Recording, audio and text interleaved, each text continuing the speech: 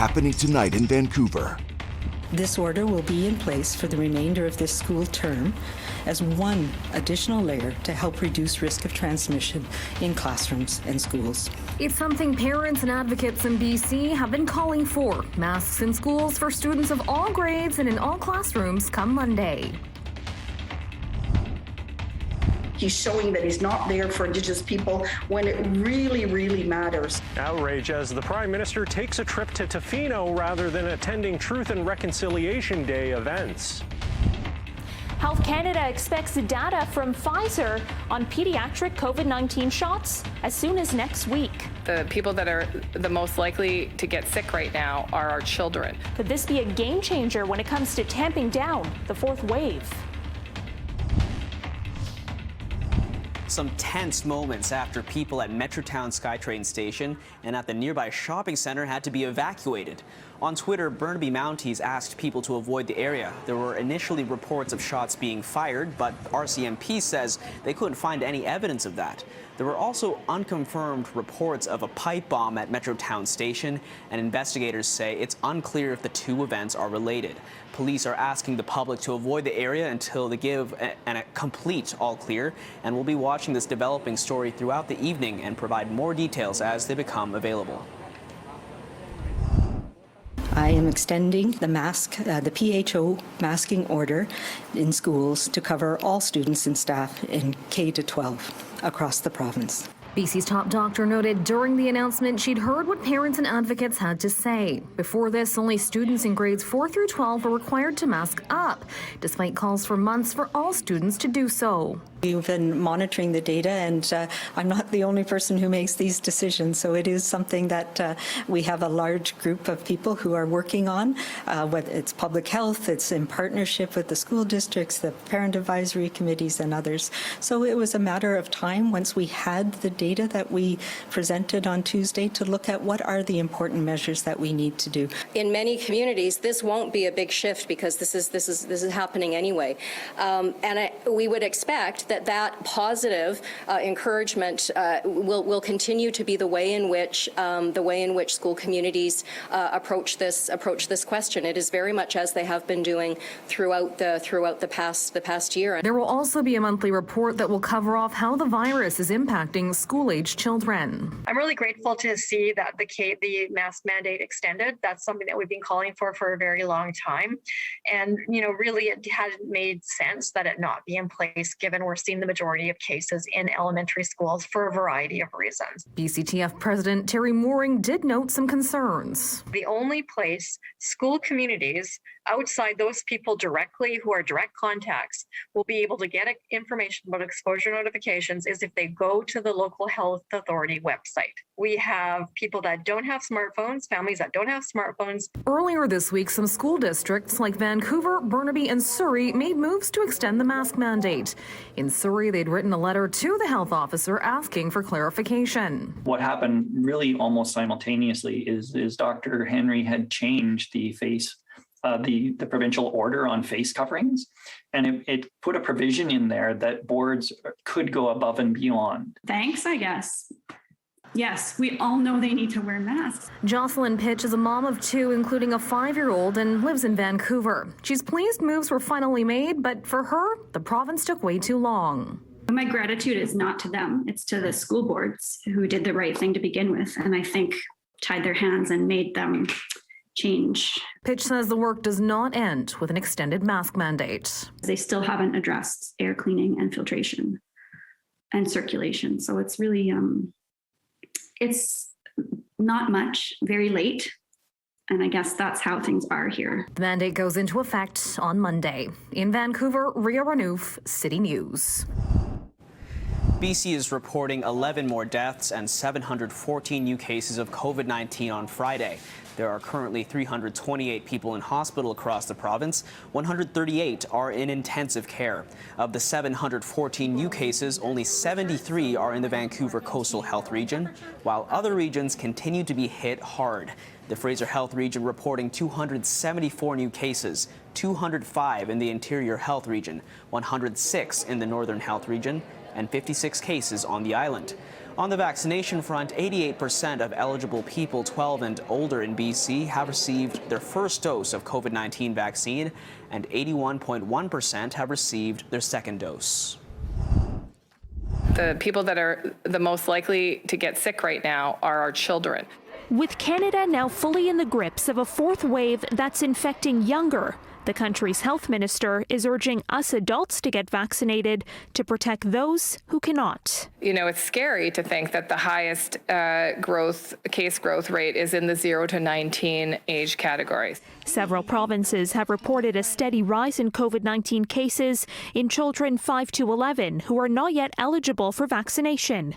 Health Canada says it expects data from Pfizer on pediatric shots as soon as next week. Then they'll file a submission with the US FDA, and then shortly thereafter they'll file a submission with us at Health Canada, and we're expecting that to come in likely before the middle of October.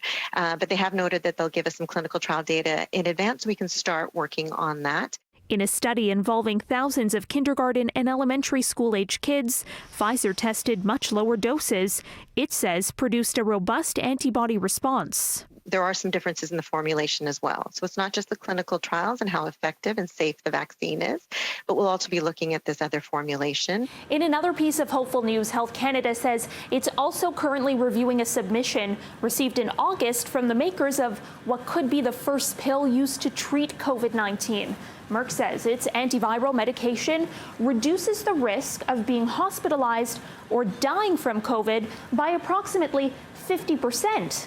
For those who are considered higher risk. We're actually working with some of our international counterparts going through the review of that. The results coming from a study of nearly 800 patients who took the pill every 12 hours for 5 days.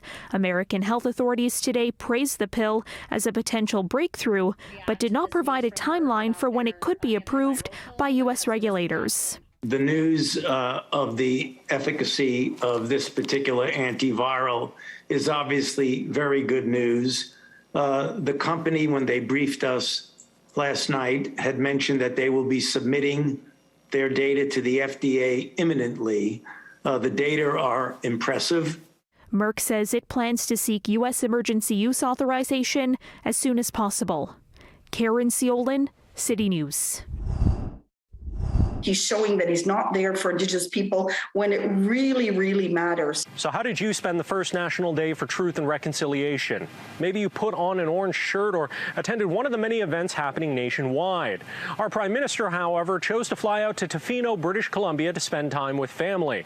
It's a move that's drawn backlash as Indigenous activists say that's not what the day is supposed to be for. This was not a holiday. The TRC Day is a commemoration day for honoring the lost souls of the children who died in those schools and to honor and respect the survivors. The Prime Minister's office says Trudeau did speak with survivors across the country, but his daily itinerary initially said the PM would be in private meetings in Ottawa all day, raising the question of why his agenda wasn't clear from the start. A statement, you know, in writing and some phone calls to some families is not acceptable. He needed to be with the people and show how much he cares. Trudeau did attend an event at Parliament the night before, but made no public appearances Thursday.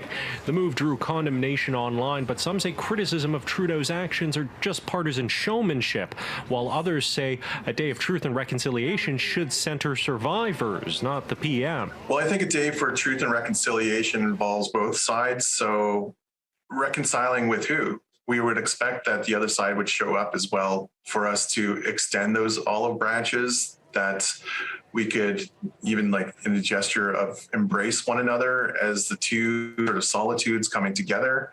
So the figurehead for that side, we would hope to see again out amongst us. Health Minister Patty Hajdu did attend a Truth and Reconciliation event in her home riding on Thursday, but was reluctant to criticize the PM. Well, I can't speak to other people's scheduling.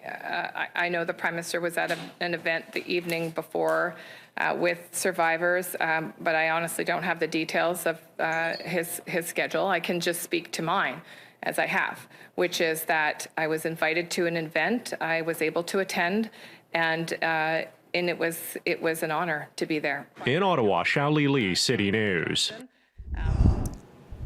He returned to Canada last week after spending more than 1,000 days detained in China. Tonight, we're hearing for the first time from Michael Spavor, sharing a picture of himself and his dog. Spavor's statement reads, "I'm overjoyed to finally be reunited with my family. It's humbling as I begin to understand the continued support that we've received from Canadians and those around the world. Thank you.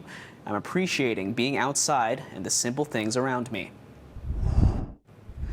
Vancouver's 36th mayor has died. Philip Owen passed away yesterday due to complications from Parkinson's disease. He was best known for the Four Pillars drug strategy, and his work led to the creation of Insight, North America's first supervised injection site. Owen served as mayor between 1993 and 2002, and before that was elected to the Park Board in 1978. He also spent a few years as a city councillor. Owen made a member of the Order of Canada in 2008, and Owen was 88. If you're planning to take a trip up the Grouse grind on an upcoming weekday, take note, it'll be closed on weekdays beginning next week. That's due to an improvement project that's being done in order to maintain the trail. The grind will still be open on the weekends, but you'll likely see construction as you make your way up. The work is part of upgrades being done across Grouse Mountain Regional Park over the next 4 years. A woman for Whistler has been fined $60,000 for feeding bears. Zuzana Stevikova's case is considered precedent-setting, with the combined fines being the highest overall penalty imposed under the Wildlife Act in BC. The penalty was handed down earlier this week in North Vancouver Provincial Court, and most of the penalty will go to the Habitat Conservation Trust Foundation. Investigators found Stevikova had been intentionally feeding black bears through the summer of 2018, with cases of apples, carrots, and even eggs. The penalty comes as places like Vancouver try to put fines in place for people who feed wildlife. Heading to Whistler or the BC interior, a friendly reminder that winter tire rules are now in effect. The tires with a snowflake symbol, or M&S symbol, are required on most of out-of-town highways from now until April 30th. Routes that have these requirements are marked by signs and enforced by police or Ministry of Transportation officials. These rules do not include many areas along the coast within the Lower Mainland. The Canucks locking down a couple key pieces Friday, inking new contracts with restricted free agents Elias Pettersson and Quinn Hughes. Hughes' new deal is for 6 years worth $7.85 million a year, while Pettersson re-signs for 3 years at $7.35 million per season. Next up for Pettersson and Hughes is joining their teammates. They missed the opening of Canucks camp to train together in Michigan throughout negotiations. Canadian basketball legend and Vancouver's own Joey Haywood, better known as King Handles, fell in love with street basketball over 2 decades ago as a form of self-expression. He met fellow hoopers with the same flair on the hardwood around the Lower Mainland, and they formed a group called the Nautic. They're sharing how they defied all odds in a documentary called Handle with Care. There is a documentary coming out called Handle with Care. Now that's debuting at Vancouver International Film Festival on October 8th, and it documents your streetball crew around Vancouver called the Nautic. Now, without giving too much away, how can you tell us how this documentary came about? Actually, he's one of my really good friends, Ryan Sadu. Actually, I grew up playing basketball with him. And during that time, we used to go to the same basketball camps together at a young age. And so he always kind of followed my career, basketball, and always been super supportive. Even when we started the crew, the Nautic, he came to a lot of our games, and he's a huge fan, recorded a lot of games. And he just got into film. And I remember the first thing, actually, I was still like traveling around the world doing a lot of things in China and stuff like that. He's like, look, I want to do a Vice piece on you. So we did a little Vice documentary about my career, basketball, also trying with the D-League team, the Toronto Raptors D-League team that I was trying out for. And so we documented all that. And also he's like, after the documentary and the Vice documentary came out and it did really well, he's like, listen, I actually want to plan on doing a actual Nautic documentary. Do you think that would be a great idea? And we spoke about this maybe like 4 or 5 years ago. I'm like, yeah, I'll be down to do it. And so he's the one that actually started it all and planted the seed. I wanted to touch a little bit on the why you got into streetball, kind of as a form of self-expression. And from what I read, it was kind of just like defying some of the racism that you faced in high school and kind of the conformity that you were bound to with the sport. Is that topic discussed at all in the documentary? And I'm wondering if you believe that it's still present in youth basketball. Yeah, actually, we actually really touched on a lot of that stuff in the documentary. It was tough. It was really tough, during that time because, so like, especially for myself, like living in the west side of Vancouver, there wasn't much like Black people, so it was really hard for me to kind of, have an identity, because I was like, I'm not seeing my people around. So it was like, okay, like, how do I really, really try to fit in? So I really try to fit in, with the people that were around, that I went to school with, right? And sometimes it's just like, it was tough because it's like stressful. Like, man, like, I just want to be myself, right? So it was tough, but, going through with the street basketball, I just loved playing street basketball, just seeing that because it kind of, I'm actually kind of like that's my culture. Like seeing guys from New York and seeing that type of play, I didn't really see it here, but seeing like Skip to My Lou, all these guys from N1, I was like, man, that's what I want to do. So it was really hard to really fit in because one, nobody really played like that, right? Everybody played like the traditional basketball, and which is great. You want to have your fundamentals, you want to have a good base. But to me, it's like, man, like everybody's kind of playing the same. I kind of want to be different. Vancouver International Film Festival starts today and runs through October 11th. You can get tickets at viff.org. For City News, I'm Sportsnet 650's Lindsay Horsting. That's it for City News at 6. You can catch us anytime at citynews1130.com. Your next edition of City News is tonight at 11. Thanks for watching and have a great night.